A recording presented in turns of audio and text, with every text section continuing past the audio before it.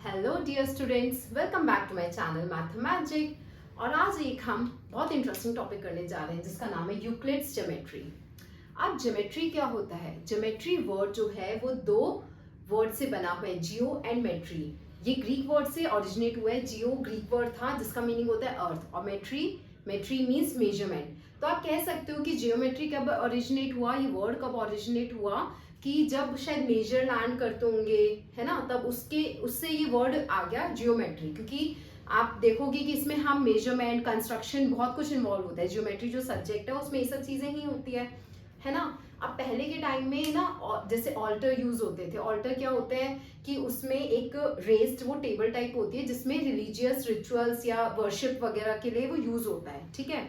तो वो आप देखोगे जैसे हाउस होल्ड में वो यूज होते थे, तो वो स्क्वायर्स या फिर सर्कल शेप के होते थे। और जो पब्लिक वर्शिप होती थी उसमें वो ट्रेपेजियम, रेक्टेंगल्स, इन सब का कॉम्बिनेशन होता था। या फिर आपने बहुत ज्यादा फोर्ट्स या ओल्ड कंस्ट्रक्शंस देखी होगी, तो उसमें देखोगे कि ये ज्योमेट्री कंसेप्ट जो है वो बहुत एंशिएंट टाइम से चला आ रहा है। तो एंड ऑल्सो बहुत सारे मैथमेटिशियंस आए जैसे थेल्स, पाइथागोरस, यूक्लिड्स। तो इन सब ने लाया है बहुत सारे ज्योमेट्रिकल कॉन्सेप्ट्स ये लाए हैं। जैसे थेल्स ने बताया कि डायमीटर जो होता है सर्कल का वो बाइसेक्ट करता है सर्कल को। ऐसे पाइथागोरस बहुत ज्योमेट्रिकल कॉन्सेप्ट्स लाए। एंड यूक्लिड एक फेमस मैथमेटिशियन थे जो बहुत सारे प्लेन्स फिगर के ऊपर geometry of plane figures, it is Euclid's geometry. इसलिए उसको यूक्लिड्स ज्योमेट्री कहते हैं क्योंकि यूक्लिड जो थे वो प्लेन फिगर्स से रिलेटेड ज्योमेट्रिकल कॉन्सेप्ट्स उन्होंने बहुत इंट्रोड्यूस किए। फाइन। तो ये होता है यूक्लिड्स ज्योमेट्री। इसमें हम पढ़ेंगे अब इसके जो यूक्लिड ने बहुत सारे एक्सियम्स एंड पोस्टुलेट्स बताए थे। तो अब एक्सियम्स क्या होते हैं, पोस्टुलेट्स क्या होते हैं, इसमें डिफरेंस क्या होता है? एक्सियम्स होता है it is means universal truth. जैसे यूनिवर्सल ट्रुथ है हमारे पास कि सन जो है वो ईस्ट में राइज करता है। We all know that. इसको हमने कोई प्रूफ नहीं किया, इसमें हमें कोई प्रूफ की नीड नहीं है। वी ऑल नो कि है, ये ऑब्वियस है कि ये यहाँ से जो सन है वो ईस्ट से राइज करता है। तो ये हमें पता है। इसी तरह से मैथमेटिक्स में जो पूरी मैथमेटिक्स ब्रांच है उसमें भी ऐसे बहुत सारे यूनिवर्सल ट्रुथ है, बहुत सारे ऑब्वियस थिंग्स है जो हमें पता है कि ये है। हाँ, जैसे कि एक पॉइंट है, पॉइंट की कोई भी शेप नहीं होती या कोई भी उसका कोई पार्ट नहीं होता, तो ये हमें पता है। लाइन है, लाइन अगर स्ट्रेट लाइन है तो स्ट्रेट लाइन ऐसे बनती है एंड इट हैज 2 पॉइंट्स। उसकी कोई ब्रेथ नहीं होती, उसकी कोई लेंथ होती है बस ब्रेथ नहीं होती। तो ये भी हमें पता है। तो ये सब होते हैं कि ऑब्वियस टर्म्स होती हैं। तो जो पूरे मैथमेटिक्स में जनरल हम मैथमेटिक्स ब्रांच को देखें तो उसमें जो बेसिक चीजें हैं, जो है ऑब्वियस चीजें हैं, जो हमें पता है कि दे आर देयर, तो वो होते हैं एक्सियम्स जो पूरी ब्रांच ऑफ मैथमेटिक्स में होते हैं। और पोस्टुलेट्स क्या होते हैं? पोस्टुलेट्स होते हैं it is they are specific to geometry only, कि जो ज्योमेट्री में यूज होने वाले कंसेप्ट, ऑब्वियस कंसेप्ट्स हैं, दे आर पोस्टुलेट्स। ठीक है। तो एक्सियम्स पोस्टुलेट्स में आपको डिफरेंस समझ आ गया। अब यूक्लिड्स ने हमें 7 एक्सियम्स बताए थे एंड 5 पोस्टुलेट्स बताए थे। तो वो हम आज पता करते हैं क्या क्या है and they should be learn by heart. आपको बिल्कुल अच्छे से फिंगर टिप्स पे आपको होने चाहिए क्योंकि ये आपके यूज होंगे। ऑब्वियसली ज्योमेट्रिकल कंसेप्ट में ये एक्सियम्स, ये पोस्टुलेट्स आपके यूज होंगे आगे की क्वेश्चंस में। ठीक है। तो चलो फर्स्ट हम पढ़ते हैं एक्सियम्स। यूक्लिड्स के एक्सियम्स क्या क्या थे? पहला है things which are equal to the same thing are equal to one another. इसका मैं एक आपको एग्जांपल देके समझाती हूँ। सपोज 3 बच्चे हैं, राम, श्याम एंड मोहन। ठीक है। अब राम कह रहा है कि मेरे पास 10 चॉकलेट्स हैं। ठीक है। श्याम कह रहा है, मोहन कह रहा है, सपोज मोहन कह रहा है कि मेरे पास भी 10 चॉकलेट्स है। इसका मतलब राम और मोहन की इक्वल हो गई। अब श्याम ने मोहन से कहा, श्याम मेरे पास भी तुम्हारी इक्वल ही चॉकलेट्स है, 10 चॉकलेट्स हैं। तो राम के भी मोहन से इक्वल है, means Ram equal to Mohan and Shyam is also equal to Mohan. तो it means you can see Ram is equal to Shyam also ना, कि इन दोनों के पास भी फिर सेम हुई। तो इसमें क्या मतलब होता है कि if A equal to B and B equal to C, it means A equal to C also. कि अगर A B के इक्वल है और B C के इक्वल है तो A और C भी इक्वल होंगे। तो ये इसका एक्सियम, ये ऑब्वियस है, ये आपको पता है कि ऐसा ही होता है। अगर एक दो चीजें किसी थर्ड चीज के इक्वल है तो वो दोनों चीजें भी इक्वल होगी। फाइन।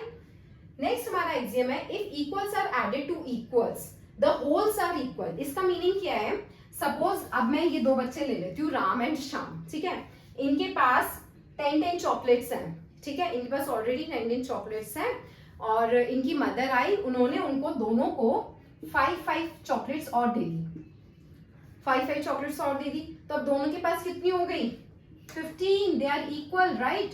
तो अगर इक्वल्स मतलब हमने इक्वल नंबर दोनों में ऐड किए दैट इज 5 और पहले एडेड टू इक्वल्स, पहले भी इक्वल थी 10, तो जब दोनों को आपने प्लस किया तो जो आंसर आएगा वो भी इक्वल होगा। तो it means if equals are added to equals the wholes are also equal. This is second axiom. Third axiom is if equals are subtracted from equals the remainders are equal. मतलब अगर equals को आप subtract करोगे तो भी answer equal ही आएगा, जो उसका फाइनल आंसर आएगा वो इक्वल आएगा। इसमें जैसे हम देखते हैं अगर 10 चॉकलेट्स थी, अब किसी का इन दोनों का फ्रेंड आ गया, ठीक है, दो फ्रेंड्स आ गए, दोनों ने कहा यार हमें भी दे दो चॉकलेट्स, दे दो, तुम्हारे पास 10 चॉकलेट्स है, तो दोनों ने मिलके दोनों ने 2 चॉकलेट्स अपनी उनको भी दे दी, ठीक है। तो अब कितनी चॉकलेट्स बची, राम के पास बची 8 एंड श्याम के पास बची 8, तो ये दोनों भी इक्वल है। तो इट मीन्स अगर आप इक्वल्स में से इक्वल सबट्रैक्ट कर देते हो तो जो उसका रिमाइंडर आता है मीन्स जो आंसर आता है वो भी इक्वल होता है, ऑब्वियस है, राइट। नेक्स्ट फोर्थ है things which coincide with one another are equal to one another. इसका मतलब है आपके पास दो चीजें हैं, this suppose I have these 2 bangles, ये है और ये है, अगर ये दोनों कोइंसाइड कर रहे हैं मीन्स अगर हम इन दोनों को एक के ऊपर एक रख रहे हैं और बिल्कुल आपको अब एक ही बैंगल दिख रहा है ना, it means they are coinciding each other, ठीक है। तो इसका मतलब क्या है, दे आर इक्वल, कि इनका जो साइज है, इनका जो you can say circumference, circle की केस में आप कह सकते हो, तो दे आर इक्वल, ठीक है। तो अगर कोई भी 2 things coincide with each other तो they are equal. Fourth axiom is this.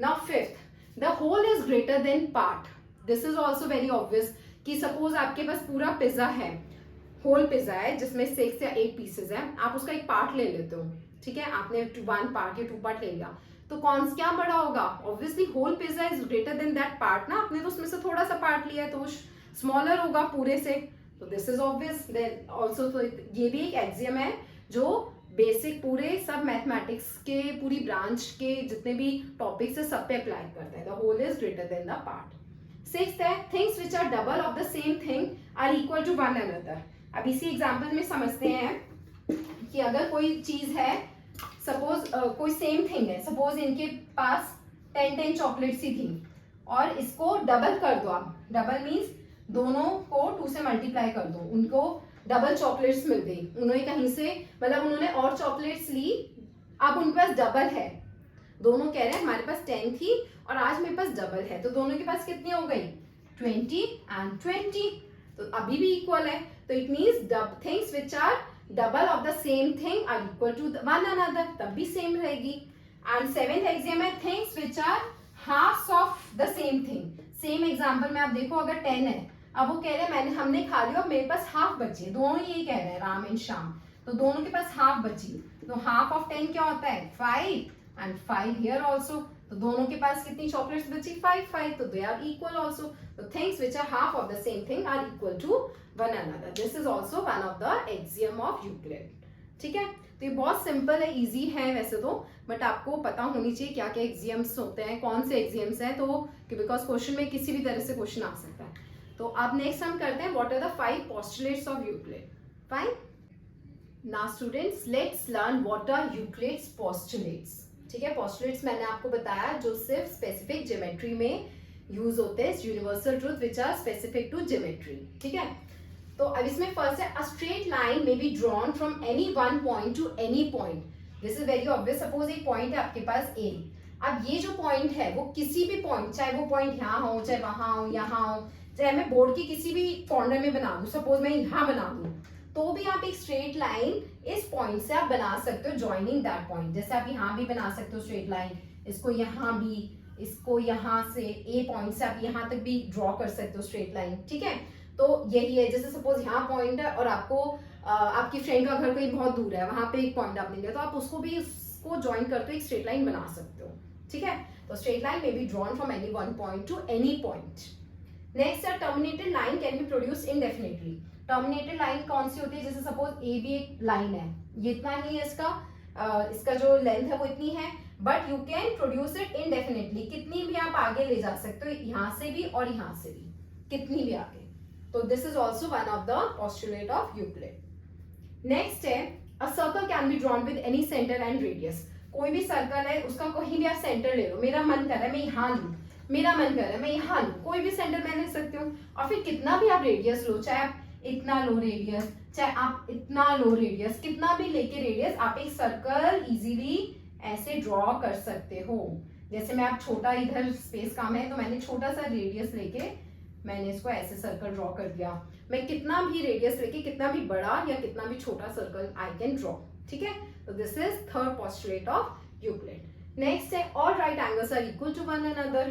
Right angle का क्या मेजरमेंट होता है, इट इज 90 डिग्री। तो आप 90 डिग्री का आप ऐसे एंगल बनाओ, ठीक है, या आप ऐसे बनाओ but it should be 90 degree, या आप ऐसे बनाओ, तो दे ऑल आर इक्वल, चाहे किसी भी डायरेक्शन में बनाओ, तो ऑल 90 डिग्री एंगल्स या all right angles are equal to one another.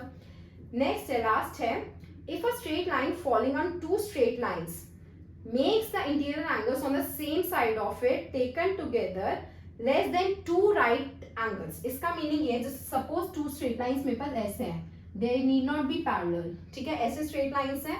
अब मैंने इसमें a straight line following on two straight line, ऐसे कोई लाइन फॉल कर रही है उन पे, ठीक है।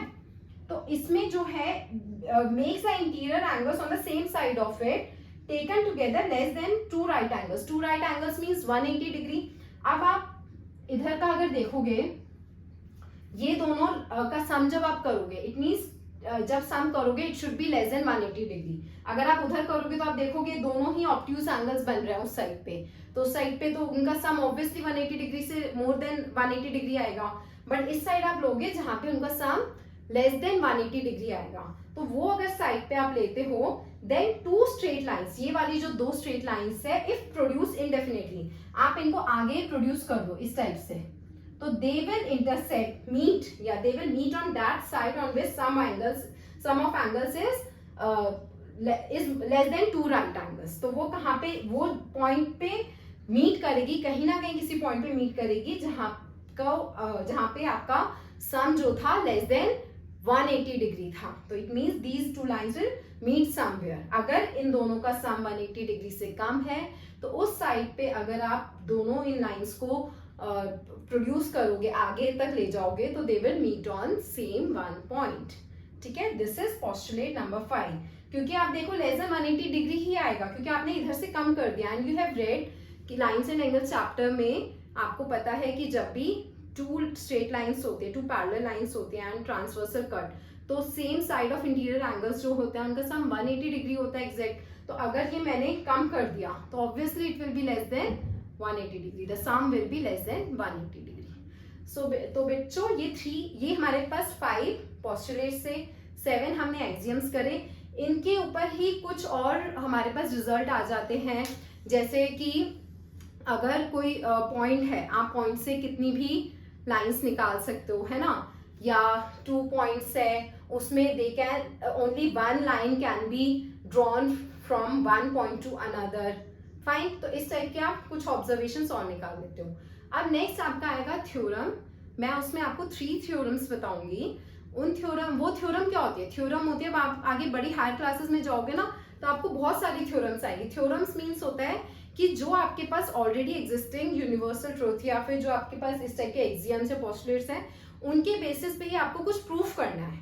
थ्योरम मीन्स होता है, थ्योरम में होता है कि आपको कुछ प्रूफ करना है, फैक्ट्स, कि हाँ ये प्रूफ हो गया बेस्ड ऑन दीज एक्सियम्स और दीज पोस्टुलेट्स, ठीक है। तो इन्हीं एक्सियम्स और पोस्टुलेट्स के बेसिस पे 3 थ्योरम्स है इस चैप्टर में आपकी, we will do that now, fine.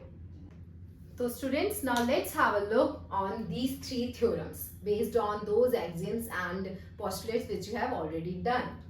First step, prove that 2 distinct lines cannot have more than 1 point in common. जैसे मेरे पास 2 distinct line है, suppose one is this, one is L and one is M. अब हमें proof करना है कि उनके पास कोई भी है वो, they cannot have more than 1 point in common. अब सपोज ये दोनों लाइन पैरेलल है तो इसमें कोई कॉमन पॉइंट होगा? No, because parallel lines have no common point, you already know, तो इट मीन 0। अब हमें प्रूफ करना है कोई भी लाइन से, जरूरी नहीं है वो पैरेलल, अगर वो पैरेलल नहीं है सपोज L और N, तो हमें प्रूफ करना है कि they both have only one point in common.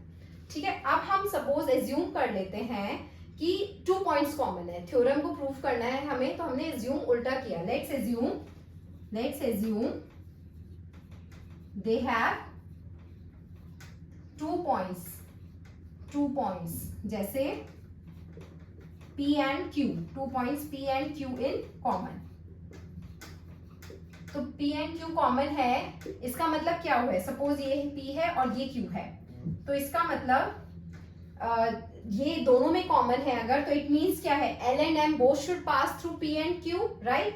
Both lines should pass P and Q, but we have already read that only one line can be made from 2 distinct points P and Q से सिर्फ एक line बन सकती है। It means our assumption was wrong. We can make only one line in common from P and Q, so that's why this our assumption was wrong कि two common points है in 2 lines, तो it means 2 distinct lines can have only 1 point in common. This is proved।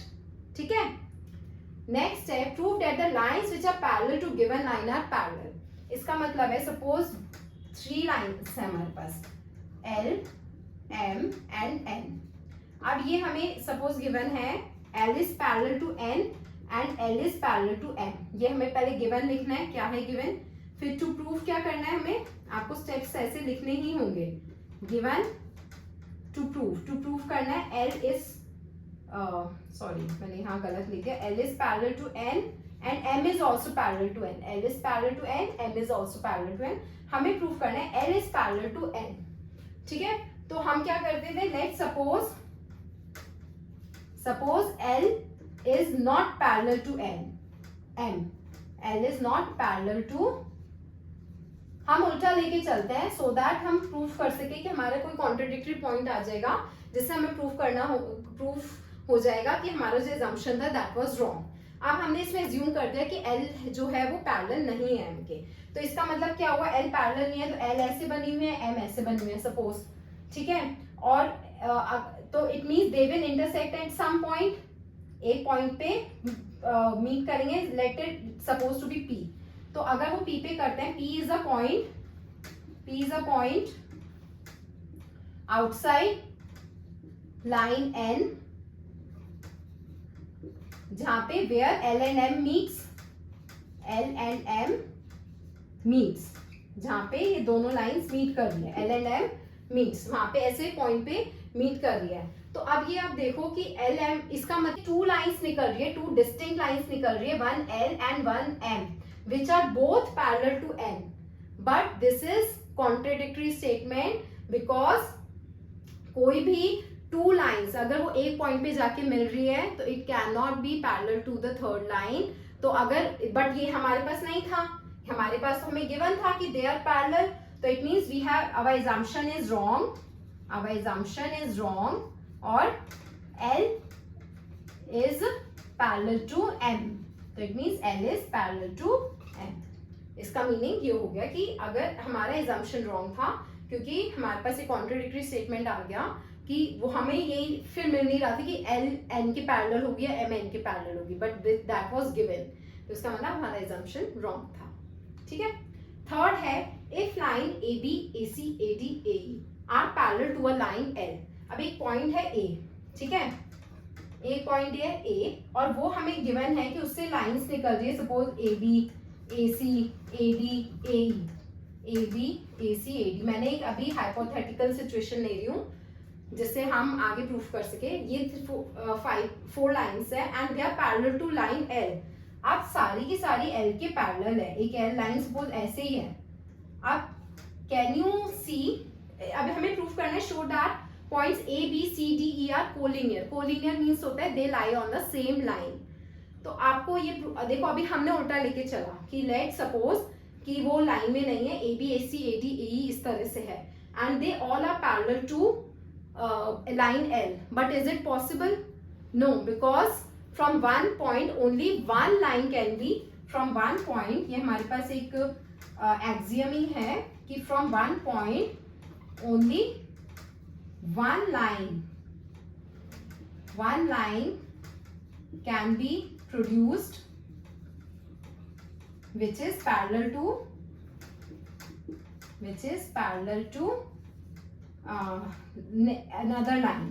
तो अगर यहाँ पे हमें सब lines को पैरेलल करना है, A B A C A D, 4 lines मतलब हम पैरेलल कर रहे हैं, अगर emerging from only one point, तो इसका मतलब they all should lie on the same line like this, A and suppose this is B C D E, और ये एक लाइन है हमारे पास एल, तो ये पैरेलल है ना अब इसके, तो it means A B A C A D and A, they all are parallel to L and हमें and they all lie on the same line, means they all the points are collinear. तो ये आपकी 3 theorems थी इस chapter की.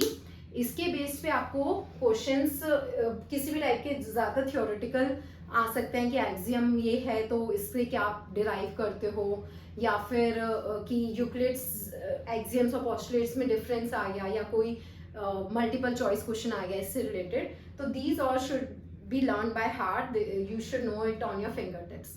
Fine.